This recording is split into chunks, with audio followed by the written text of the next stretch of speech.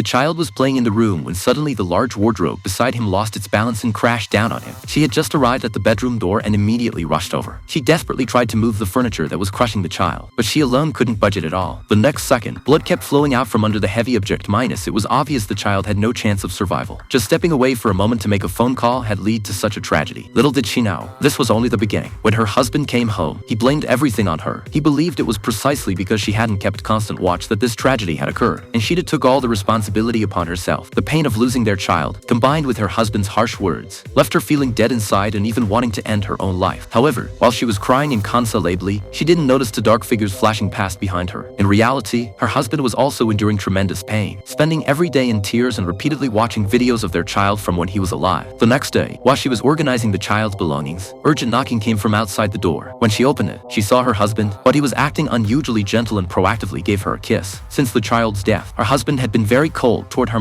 Today's behavior was like a completely different person. Then her husband even said excitedly that he had run into her aunt outside. She was shocked to hear this because her aunt had died 30 years ago. But even stranger was that her husband actually asked about how the child was doing. This completely confused her.